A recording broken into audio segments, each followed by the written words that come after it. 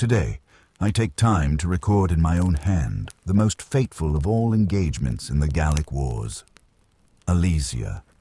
Let it be remembered not merely as a victory, but as the moment Rome stood alone, ringed by enemies, and chose to dominate the fate of a continent. The year was 52 before the founding of Christ, a year of fury and fire.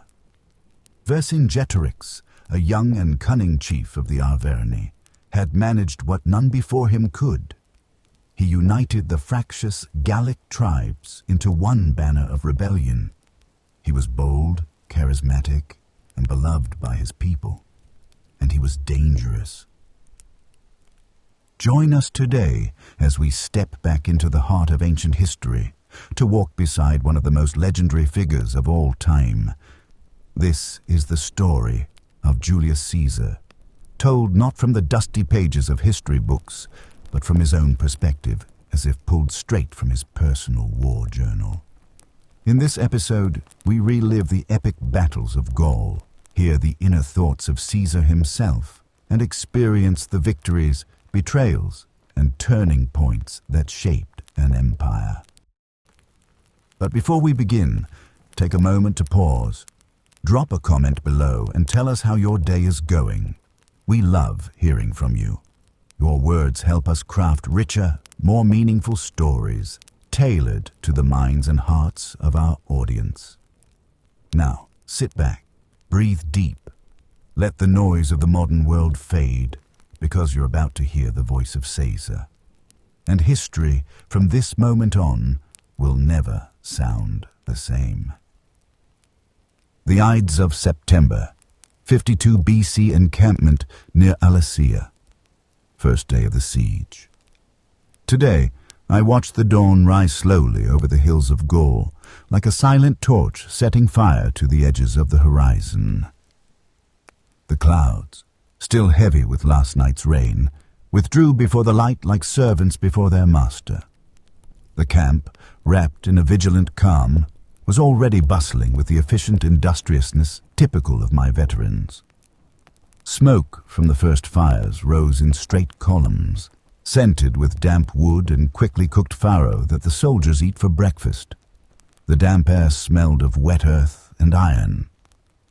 The 10th Legion Equestris, which I hold in my heart as a father holds his most valiant son, was already prepared for work, stakes on their shoulders, pickaxes in hand, stern faces and eyes fixed and focused on the task. No order had yet been given, and yet everyone knew what to do. This is the power of discipline. To anticipate the commander's thoughts, to live the strategy as if it were blood in the veins. I felt so proud and honored by them. What I've asked them to do is unprecedented, and they've trusted me without faltering for a single moment.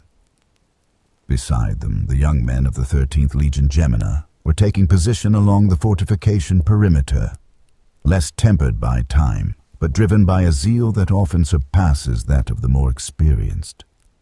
Watching them, I thought that if fate wills it, these men will one day have their names carved into Rome's marble. In front of me, Alesia, the stronghold where Vercingetorix, like a wounded and surrounded wolf, has chosen to entrench himself. His figure, young and proud, stands as a symbol of the last breath of a Gaul that refuses to kneel. I watch him from afar and recognize in him a rare quality. He dared what no one before him had the courage to attempt uniting Gaul, challenging the power of Rome. Mandubi Arverni, Senonis, Aedui, Carnutes. Tribes that had often slaughtered one another now stand under a single banner, driven by a shared hatred and a dream that smells of freedom. For this, Vercingetorix deserves respect. I do not esteem him as an equal, for none are stronger than Rome, but I do respect him as an adversary. He is astute, knows how to choose the terrain, understands the soul of his people, and leads not with fear, but by example. And yet the respect I feel for him does not halt the war. We are in a dangerous situation. The Gauls of Alicia are waiting for reinforcements. My scouting parties, hand-picked soldiers fearless and efficient, moving swiftly in the shadows, bring me alarming news. We are just under 60,000 men. The approaching Gaulish army numbers 250,000. I have ordered my generals not to let this news spread among the legionaries. I do not want them to panic. However, I have ordered the construction of the second defensive wall, the second palisade, to begin immediately. This siege becomes a double one, and I shall be both the inner and the outer ring. But closing the circle, that is my duty, tightening it until every hope is suffocated. I believe that at the first light of dawn, Vercingetorix will attempt a sortie to test our defensive capabilities and disrupt our fortification works. He knows that we are strong and dangerous, even though we are numerically inferior. Rome does not fear numbers, nor the screams of barbarians. Rome fears only disunity. And here, in this camp, among these men who have shared with me rain, mud, and blood, I know that unity is our true weapon. May the gods watch over us, but if they must choose between us and them, I hope they remember to which civilization they entrusted the fate of the world. Second day of the siege, Alicia. The external enemy has arrived. The reinforcements Vercingetorix was expecting are now only a few miles away, a horde that my scouts estimate to be in the hundreds of thousands. I do not know if the numbers are accurate, but the hills tremble under their weight. Their vanguards have tried to break through several times.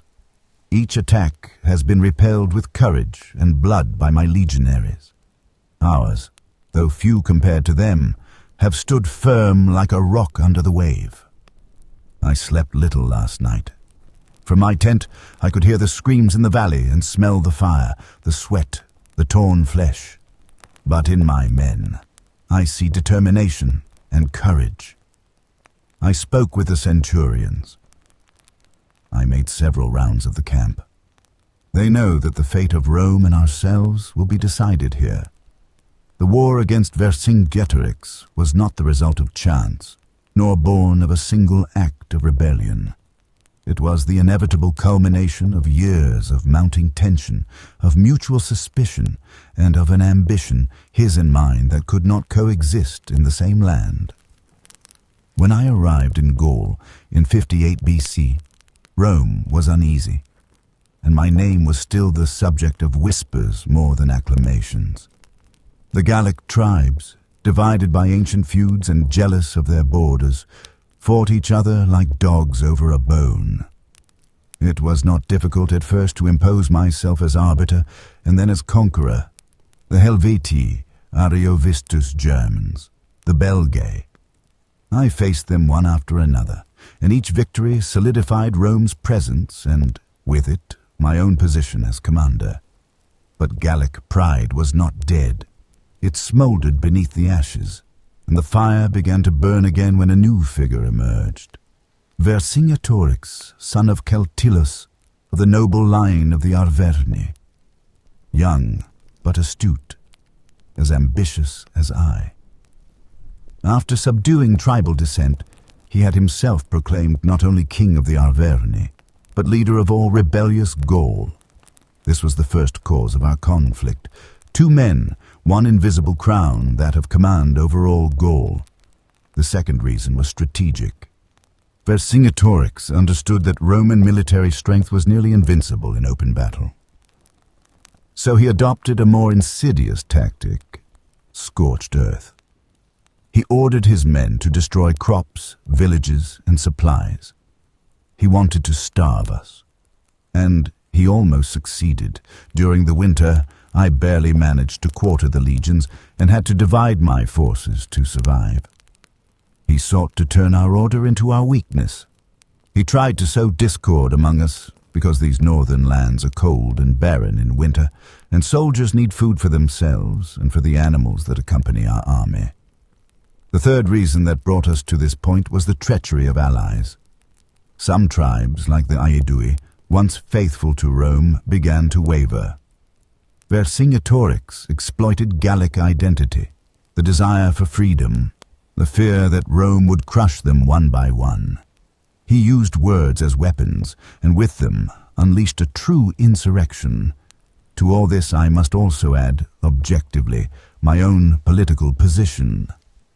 In Rome, my enemies, Pompey, Cato, and the entire Senate watched my every move, ready to strike at the first hesitation. I had to win, and win quickly, or everything I had built would collapse. Every battle in Gaul was also a move in the great game of power being played on the banks of the Tiber. Finally, the deepest and most indispensable cause: Rome itself. Rome grows, Rome expands. It is not in her nature to stop. Gaul, with its forests, its mines, its navigable rivers, was too rich a prize to be left free. The conquest was not mine alone. It was written in the destiny of the Republic. Thus, inevitably, our paths crossed here. Two worldviews clashed today. His, Vercingetorix, of a free and wild Gaul. Mine, of a Gaul ordered Roman, bound to law and discipline. And when we look each other in the eye at Alesia, I understand that we cannot both survive. Here today, the fate of 300,000 men will be decided. Here today, the fate of 2 commanders will be decided. Here today, the fate of Rome and of Gaul will be decided. Third day of the siege, Alesia. The Gauls launched their fiercest assault yet. I had to personally reinforce the weakest sector, placing myself at the front line. A commander cannot hide behind the glory of others. I spoke. I gave orders. I ran like a madman, shouting commands to my messengers. I fought. I led by example. When we arrived before Alesia, I immediately understood that the fate of Gaul would be decided there. The city was naturally fortified. A plateau surrounded by hills and deep valleys, with rivers cutting through the valley to the north and south. Vercingetorix, with his foresight, had taken refuge there with all his men, confident that the stronghold and the terrain would work in his favor. He was not wrong, but I had no intention of attacking frontally. I did not want to risk my soldiers' lives. I chose another path: encirclement, constriction, siege. I ordered the construction of a system of fortifications unmatched in Roman history. A double defensive line, one facing inward to prevent sorties from the besieged, the other facing outward to protect us from a possible relief army. The inner line, about 15 kilometers long, was built with surgical precision. Each section included a ditch 6 meters wide and 3 meters deep, directly in front of the main line, filled with water diverted from the river. A second, dry ditch, followed by an embankment reinforced with timber and watchtowers every 25 paces.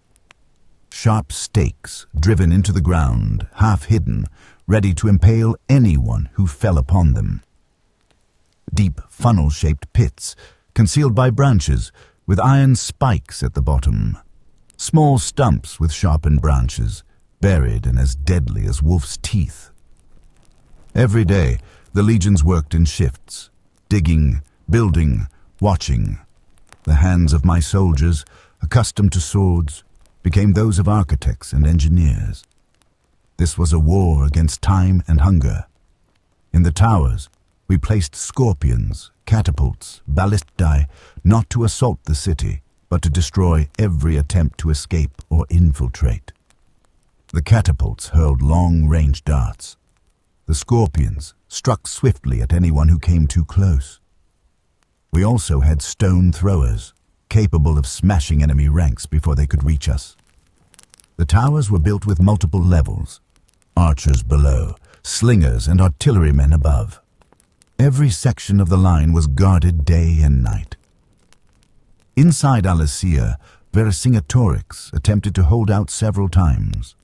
He ordered minimal rations, but soon the grain began to run low. He knew that if he did not attack today, his soldiers would no longer have the strength to resist or fight.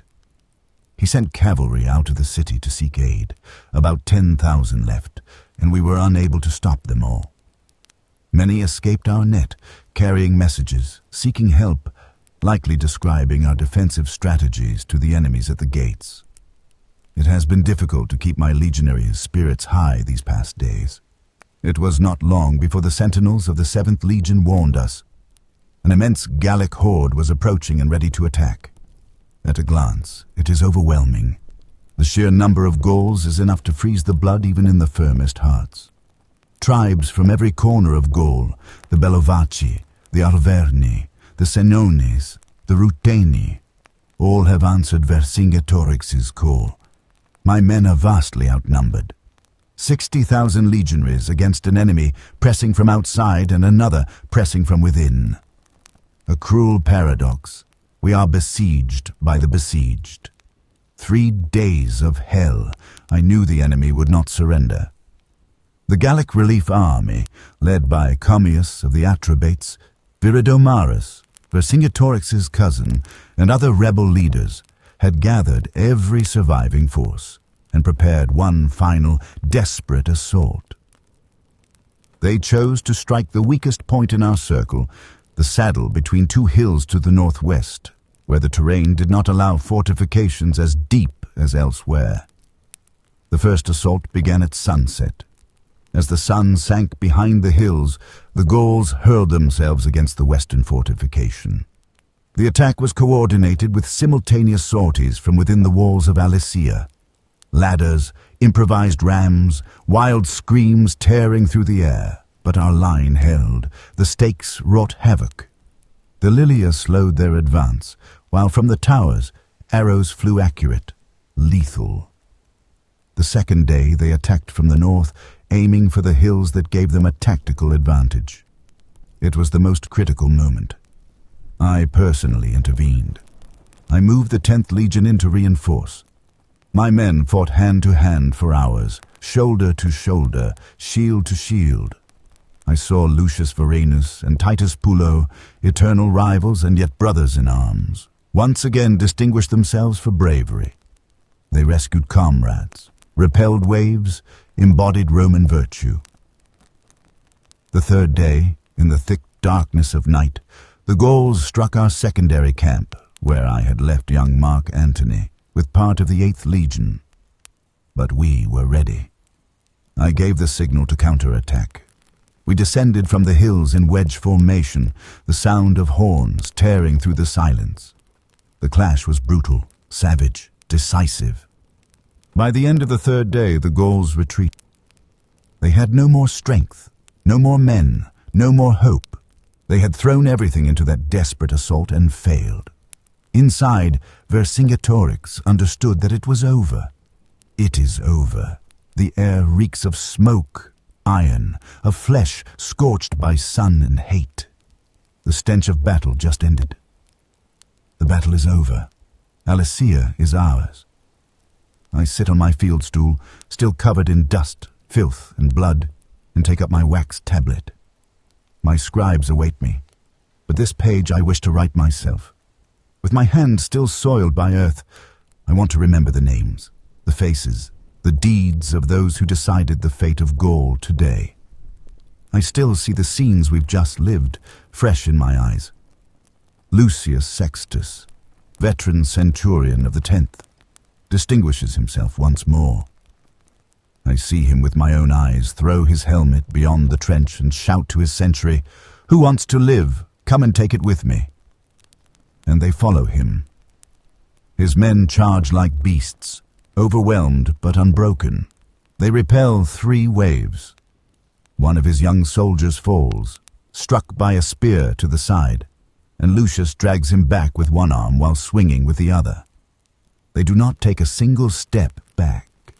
In the towers, Quintus Vibius fights on a slinger from Hispania of the 13th. He's wounded in the shoulder, but doesn't stop throwing projectiles. He's out of lead. Now he hurls stones from the ground. Around his neck, he still wears the blessed stone his mother gave him before departure. When ordered to get bandaged, he shakes his head and says, "Patch me up when it's all over." or don't bother. He's feverish, but fights on to the last stone. When Vercingetorix manages to breach a section of the secondary wall, the situation grows desperate. I myself, with my guard and the praetorian cohort, enter the fray. With me come Titus Pullo and Lucius Vorenus, the two rival centurions of the 11th Legion who have stood by my side these past days. They insult each other even as they prepare for battle, but fight side by side like brothers, covering each other's backs. Vorenus is surrounded by 4 Gauls. Pullo fells one with a pilum, then hurls himself at the other 3 in a blind fury. He frees him, saves him. And Vorenus says nothing. He simply gets up and kills 2 more. Dawn finds us exhausted, covered in blood, not all of it ours. The Gauls scatter, their leaders flee, fall, surrender. The hills still burn, the crows glide over broken swords. Inside Alesia, silence reigns total, absolute. 4th day, Alesia. The ground is still damp from last night's rain, and the air carries the metallic taste of dried blood and the smoke winding between the towers. The silence that now reigns in the camp is different from the one before the battle. 'Tis not anticipation, it is exhaustion. It is victory. Today, at the 4th hour, Vercingetorix surrendered. He sends no envoys, seeks no negotiation. He comes out himself, in person, from the gates of Alesia, surrounded by a small retinue. I see him advancing slowly, riding a horse covered in dust and foam. At a glance, one can tell he has fought. One can see the fatigue, the rage, the pain, but also his pride and dignity. He still wears his commander's cloak, a Gallic tunic woven in red and green patterns, the sword at his side, but no longer drawn. He is accompanied by a heavy silence, broken only by the hoofbeats on the beaten ground and the crackling torches along the path. Our ranks of soldiers watch him silently, as one watches a proud beast at the moment of its capture. On the faces of my legionaries, I see the anger for the losses suffered, the weariness of these endless days, but also the respect for a worthy enemy. We are all soldiers. We recognize valor when we see it. He dismounts before me. He looks me straight in the eyes. There is no plea in his gaze, no defiance, only weariness, and a pain clothed in dignity. Then, with a slow and solemn gesture, he unfastens his sword and lays it at my feet. Then he removes his helmet and places it beside the sword. Finally, he kneels and bows. He does not speak, and I do not ask him to. Words are unnecessary between us. Everything is understood. I have won. Rome has won. I look at his hands. They are dirty with earth, but they do not tremble. This man, who managed to unite a continent of quarreling tribes, is now alone, kneeling before Rome, before me. In that moment, I feel neither joy nor pride. I feel respect, and a shadow thin and cold, not remorse, but awareness. Even the great can fall, and one day I, too, may find myself in his place. But not today. Today, I am the victor. Behind me, my officers await my signal. But I wait a few moments more. I let everyone savor this moment. I let this moment carve itself into the memory of Romans and Gauls alike. I let it be carved into the memory of the whole world. Vercingetorix is not a trophy. He is the end of one world and the beginning of another. When I finally give the nod, my men take him into custody. They lead him away in silence, through the tents, toward the prison that will one day carry him to the chains of triumph to march through the streets of Rome, so that all may see how Gaius Julius Caesar conquered Gaul. Now I stand at a crossroads. Gaul is pacified. The legions are loyal to me. The people acclaim me, but the power I have built is feared. The Senate fears that I want to become king, and my old allies. Pompey himself, now that Crassus is dead, watches my every move with suspicion. My fortune could become my doom, but I was not born to give in. I have not walked this path to stop now. Rome needs a strong man, capable of leading it through the storms of its own greatness. And if that role falls to me, I will not step back. I write all this so that one day, whoever reads it will know that nothing I have done was by chance. I followed a plan. I served Rome, even when it did not understand what I was offering. And now, as the wind of Gaul carries away the last ashes of Alesia, I prepare my return. No longer as consul, not only as general, but as the man who dared to challenge the limits imposed by tradition and win. I, Gaius Julius Caesar, did not conquer Gaul in a day, but I swore that no people, however proud, would ever again dare to threaten the borders of Rome. And today, as the sun sets over the hills of Alesia, I know I have kept that oath. But I also know that my name, like that of every conqueror, is written in mud and blood. 52 before Christ, Alesia, immediately after the victory. The blood of the Gauls still stains the earth. The air is heavy with the iron scent of battle, mixed with the smoke of fires and the sweat of men. The cries have ceased, but in my soul the roar of these days echoes like an indelible memory. I, Gaius Julius Caesar, have won. We have won.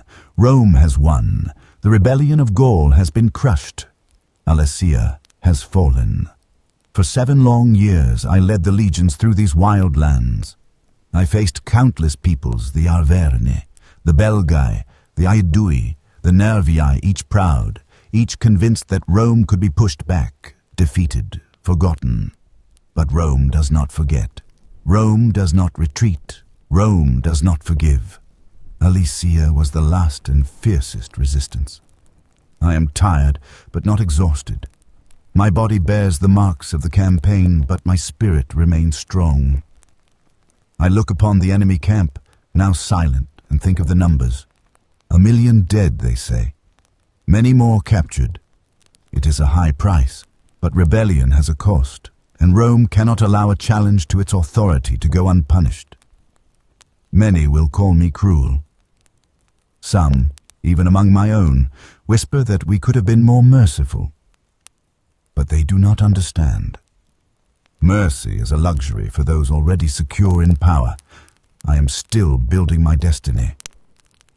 Every decision, every sword drawn, every village burned served one purpose only, to consolidate the authority of Rome, and my own. When I left the consulship in 59 BC, many thought my star would fade, that Pompey and Crassus, my temporary allies, would overshadow me, but I knew a longer, tougher path, yet also more glorious. Gaul was that path. The campaigns were not just war. They were diplomacy, administration, alliances, betrayals, strategy. I wrote letters, signed treaties, broke oaths. I learned the languages and customs of these peoples, and I used every element to my advantage. Where the sword could not reach, the word did. Where the word failed, the iron returned. Rome is a republic, yes, but it is also a fragile organism, made up of men in constant struggle for power. The Senate pretends to be the guardian of tradition, but behind the toga it hides the same ambition that drives every general on the battlefield. The balance between senators and magistrates, between patricians and plebeians, is an illusion I keep in mind every time I take up the pen or the sword. I know there are those in Rome who fear my rise. I know that the same men who yesterday praised me as defender of the Republic today plot to limit my power. But I am not a usurper. I am an instrument of Rome's greatness.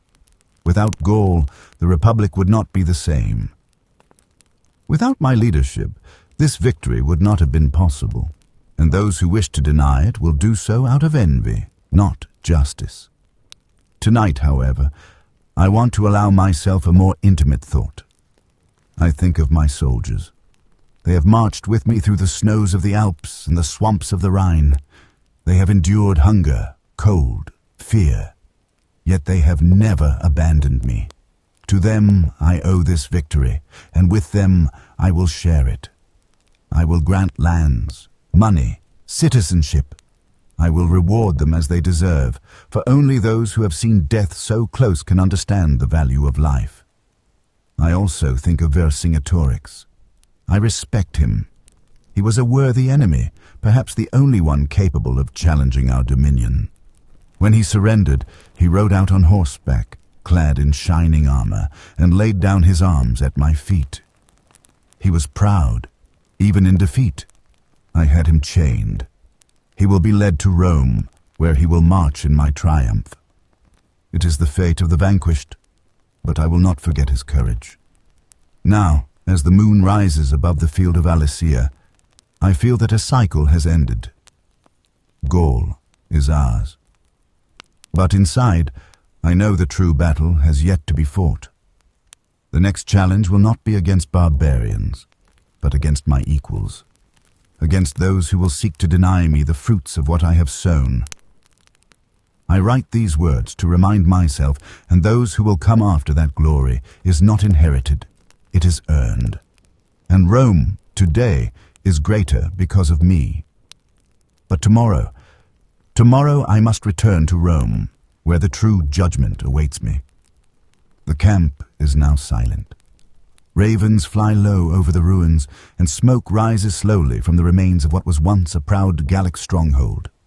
Alesia has fallen, and with it has collapsed the last hope of freedom for the Gauls. I, Gaius Julius Caesar, have decreed its end. This victory is not only military, it is the confirmation of a plan I have pursued for years, despite obstacles, distrust, and envy. I did it in the name of Rome, certainly, but also in the name of my own name, my gens. My family, the Julii, is among the oldest and noblest in Rome. According to legend, we descend from Iulus, son of Aeneas. But in my time, the mere antiquity of a name no longer guarantees power. You have to earn it. You have to conquer it. From a young age, I felt the weight of family honor on my shoulders, and with it, the urgency not to live in the shadow of my ancestors. I chose the most dangerous path, to stand with the people, with the populares. An aristocrat siding with the demos, that was perhaps my first scandal. The senators called me a populist, as if it were an insult. They said I was showy, too generous, too fond of women, and that I smiled too easily. They did not understand that every gesture of mine, every banquet offered, every speech made in the forums was part of a much larger strategy, to win the heart of the people in order to legitimize my power. And the people returned that favor. I took inspiration from my uncle, Gaius Marius, the great reformer, the man who broke the senatorial oligarchy. But the price I paid for this loyalty to the populares was the hostility of the ruling class. Yet ambition never left me. In 63 BC, I was elected Pontifex Maximus. It was a tough political battle, stained by money and slander.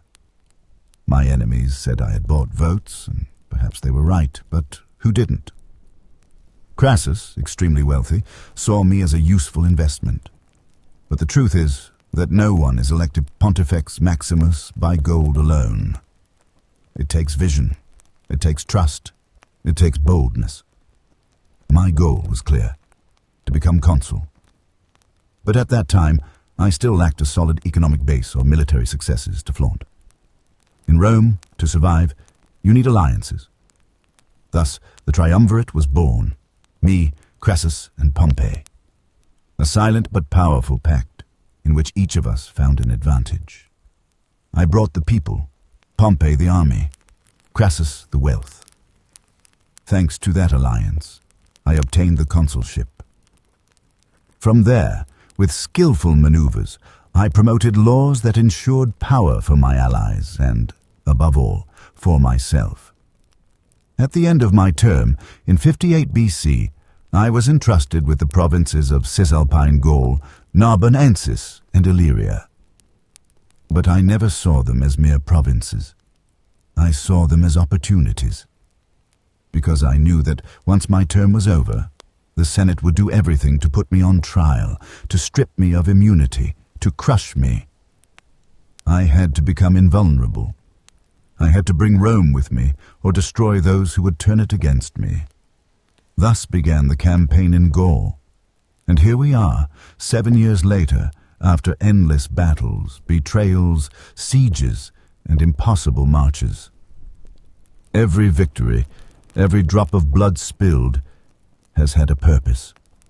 Today, after Alesia, all of this becomes clear. The people of Rome will sing my name. The Senate, that very Senate that once looked upon me with suspicion, can no longer deny my greatness. And now, you know the story. The Battle of Alesia, told not by poets nor scribes, but through my own words as I lived them. You've walked beside my legions.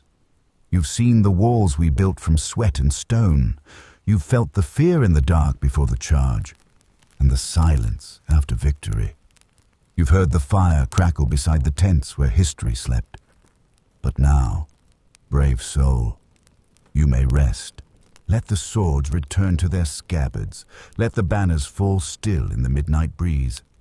Close your eyes and let go of the world. Take a deep breath in and slowly exhale. You are no longer in the present. You are lying by the fire, under canvas and stars, surrounded by the quiet murmur of Roman soldiers finishing their stories.